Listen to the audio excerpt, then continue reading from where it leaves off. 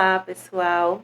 Eu sou Camila Figueiredo e a gente vai continuar com o nosso conteúdo, certo? Hoje eu vou falar um pouco para vocês das características físicas do centro cirúrgico, tá? Então, são algumas características físicas, né? O que diferencia esse setor tão especial, tá? Então, aqui a gente tem uma imagem de um corredor aqui interno, dando acesso para as salas de cirurgia. E a gente sabe que corredor interno, sala de cirurgia e lavabos são áreas restritas. Então, a gente faz uso de quê? Touca, propé, pijama cirúrgico. E o que diferencia o propé, né? O propé, a touca e o pijama cirúrgico que a gente usa numa área semi-restrita para uma área restrita é o uso da máscara. Então, a gente, nessa área restrita, além desses três paramentos, a gente vai utilizar ainda a máscara, porque as gotículas de saliva, elas podem vir, né? Elas chegam até a contaminar o ambiente. Então, a gente faz uso da nossa querida máscara. E aí, o centro cirúrgico, ele fica localizado longe da circulação geral do serviço de saúde, tá? Então, ele vai ficar longe de farmácia, ele vai ficar longe de refeitório, de cozinha, de lavanderia, certo? Até das unidades de internação, das unidades menos críticas de internação, certo? Porém, ele vai possibilitar um acesso fácil e livre de clientes provenientes das unidades de internação, de UTI e de emergência. Então, ele fica longe da circulação maior, daquela circulação geral, do setor administrativo, certo? Que tem uma circulação maior de pessoas e ele vai ficar mais próximo a algumas unidades, principalmente as unidades de alta complexidade, certo? Como UTI e emergência. Vamos ver aqui um exemplo prático. Hospital de Trauma de Campina Grande, aqui da Paraíba. A gente tem o centro cirúrgico. Ao lado do centro cirúrgico, a gente tem as unidades de terapia intensiva, tanto pediátrica quanto adulta. E à frente do centro cirúrgico, nós temos a unidade de emergência, o setor de emergência do hospital. Então, permite ali uma fácil circulação, né, uma livre circulação de clientes provenientes dessas unidades. A gente sabe que pode chegar uma cirurgia de urgência, de emergência, lá na sala vermelha, no setor vermelho do hospital. Então, vai ter um livre acesso. Um paciente de UTI precisa de uma cirurgia de emergência, tem um livre acesso. Então, vai permitir essa circulação entre essas unidades. Uma fácil circulação. E a gente vai partir para as características físicas da sala de cirurgia. Primeiro de tudo, a gente deve atentar para as paredes. As paredes, elas não podem ter cantos angulados de 90 graus, certo? Os ângulos dessas paredes devem ser cantos arredondados, certo? Não podem ser cantos angulados. Por quê? Se for um ângulo de 90 graus, como geralmente a maioria das paredes são, nessa junção entre uma parede e outra, vai juntar sujidade. E a gente não pode ter nenhum tipo de sujidade, de contaminação dentro desse centro cirúrgico. Então, os cantos, eles devem ser arredondados para evitar o acúmulo de sujidades. Elas devem ser revestidas de material resistente, tá? Então, não pode ser qualquer tipo de material. Tem de ser um material resistente que resista aos produtos químicos que são utilizados para descontaminação do local, para esterilização do local, certo? As paredes devem ser de cores neutras e suaves, para que não haja, né, como é que eu posso dizer? Um cansaço ali da visão de quem trabalha nesse centro cirúrgico, cores neutras e de superfície que seja lisa, certo? E que esse material ele seja lavável, tá? Então, a gente não pode ter um revestimento, por exemplo, de cerâmica. Nas junções das cerâmicas vai se acumular sujidade, não pode. tem de ser uma superfície que seja lisa e que seja lavável, porque as paredes elas são lavadas, são jogados produtos químicos para tirar ali todo e qualquer tipo de sujidade que venha a se fixar nessas paredes, ok? O piso. No piso, a gente vai ter um material condutivo protegendo o ambiente contra descarga elétrica durante os procedimentos, certo? Então, no piso, a junção dos pisos, né, do revestimento do piso, entre uma pedra e outra, tá, do material, a gente tem fios de cobre, né, um material condutivo, lá no chão, para que toda descarga elétrica que haja, ela seja sugada por esses fios de cobre, né? Ele vai ser como um fio terra, ele vai agir como um isolamento, certo? Contra essas descargas elétricas.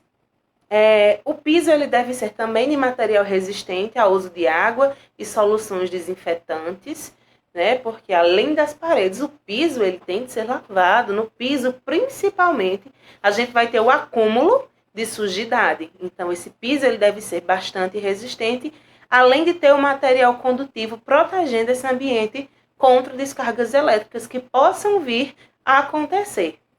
E ser uma superfície lisa, né? Não pode ser aquele piso áspero, porque nessas pequenas ranhurazinhas vai se juntar, vai se acumular sujidades, e isso a gente não quer, isso não se pode acontecer dentro de um centro cirúrgico. Tem de ser lisinho para não haver nenhum tipo de acúmulo de sujidade e que seja de fácil limpeza, certo? Não pode ser nada que seja muito difícil de se limpar, porque quando a gente precisa limpar uma sala de cirurgia entre um procedimento e outro, isso precisa acontecer de forma rápida, tá? Então, se o piso for de difícil limpeza, né, como é que a gente vai conseguir dar continuidade às atividades programadas do dia, né? Não tem condições, então tem de ser algo fácil, de fácil limpeza, para que otimize o tempo do pessoal, né, tanto da equipe cirúrgica quanto do pessoal lá da higienização. As portas do centro cirúrgico, elas são portas largas, porque elas precisam passar macas, né, por elas. Então, elas são largas, são portas largas, são do estilo vai e vem, certo? Aquelas portas vai e vem. Elas possuem cores claras e elas geralmente são foscas, tá? E elas também possuem uma proteção ali na altura da maca, tá? Prevenindo danificar as mesmas. Então, quando vocês passarem lá no hospital, que vocês verem essas proteções aí nas portas e nas paredes, geralmente elas ficam na altura da maca, é para prevenir que essas portas e essas paredes não sejam danificadas quando essas macas baterem. Então, ficar batendo, vai haver ali um desgaste da superfície. Isso a gente não quer, a gente quer manter a integridade ali do ambiente físico, tá? Então, a gente utiliza essas proteções. A gente tem proteções de madeira e proteções metálicas, aí vai do serviço escolher qualquer uma. E possuir também visores, tá?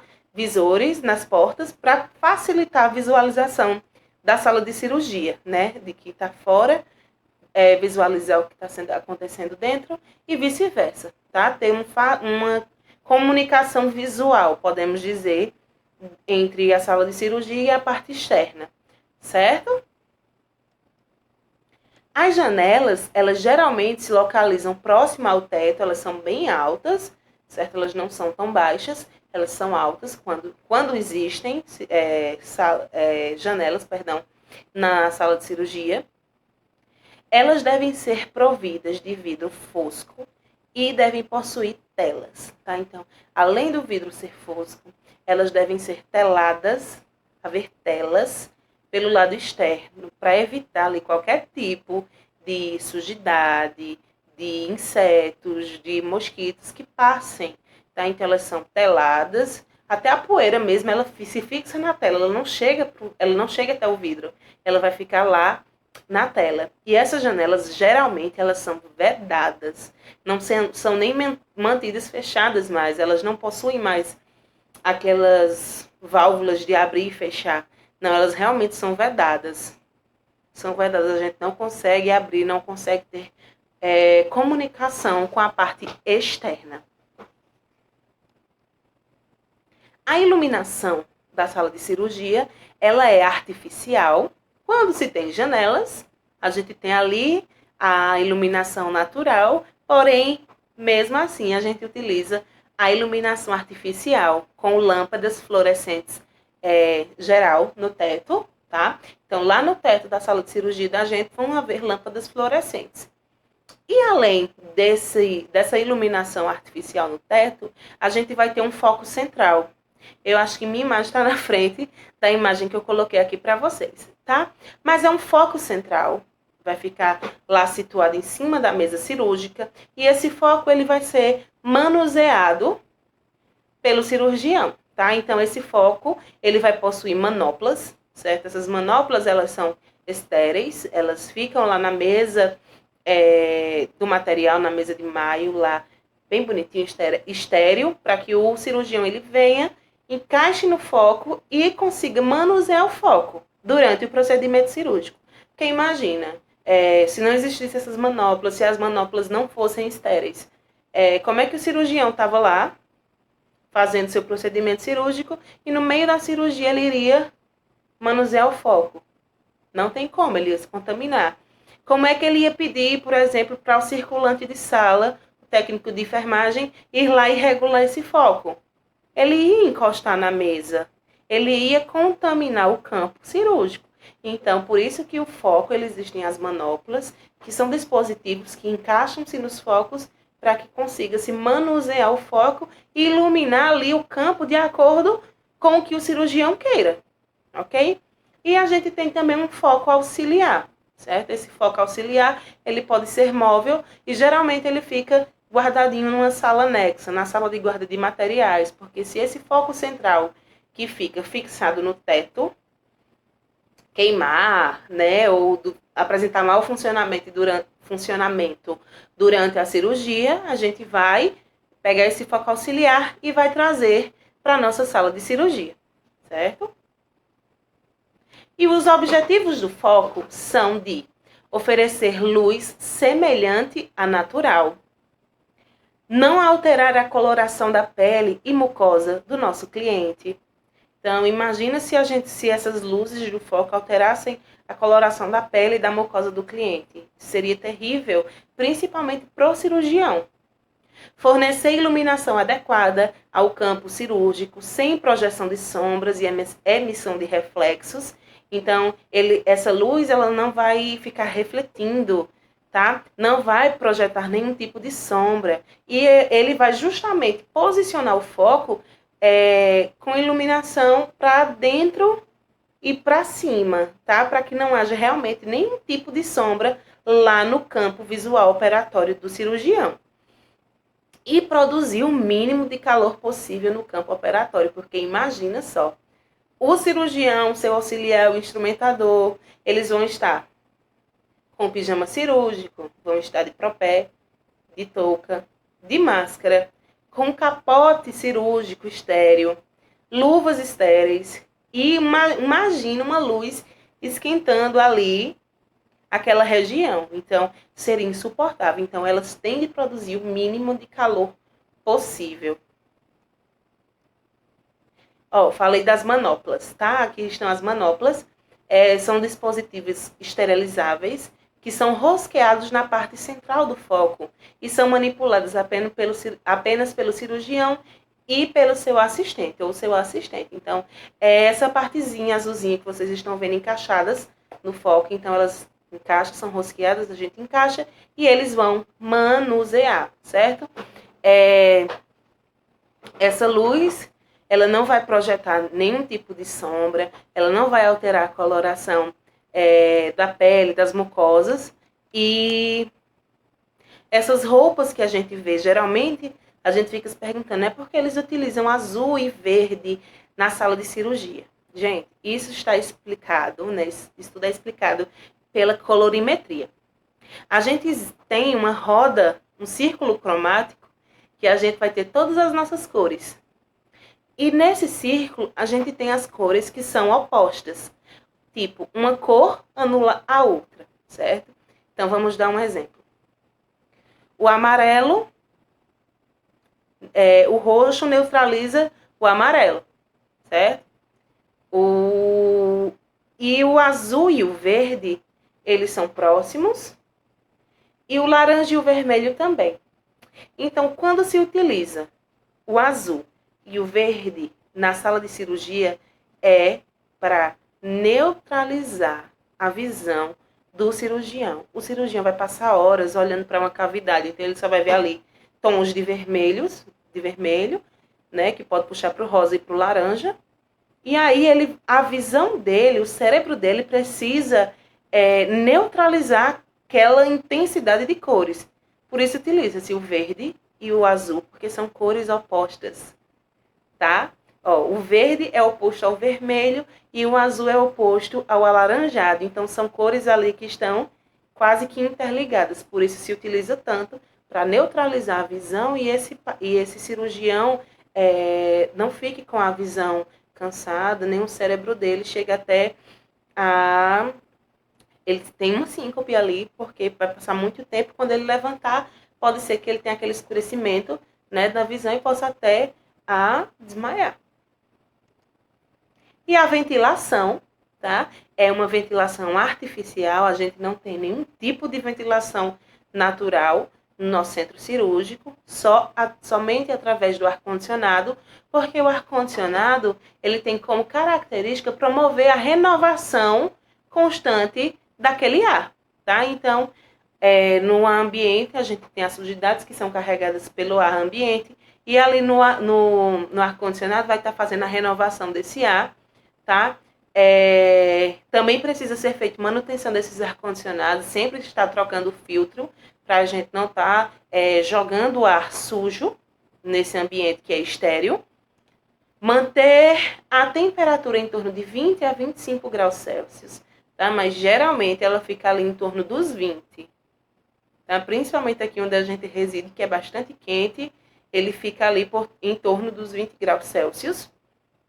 Proporciona um conforto maior no ambiente e localiza-se o mais distante possível do piso, certo? A gente nunca vai ver um ar-condicionado da metade da parede para baixo. Sempre o ar-condicionado ele é no canto superior da parede.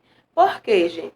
O ar frio, o ar gelado, ele é mais denso, ele é mais pesado que o ar quente. Então, se o ar-condicionado fosse na metade da parede, ele ia jogar o ar frio para baixo e aqui em cima ia ficar o ar quente. Por isso não acontece. Ar-condicionado é colocado lá no canto superior da parede, e aí quando ele lança esse ar frio vai cair e vai gelar todo o ambiente. Por isso a gente não vê ar-condicionado na metade do teto ou embaixo, certo? E é isso, pessoal. Espero que tenham ficado aí fixado um pouquinho essas características físicas do centro cirúrgico para vocês. Qualquer dúvida, entre em contato comigo, tá? Aqui nos comentários, ou através do meu Instagram, ou até através da plataforma, certo? Então é isso, tchau e até a próxima aula.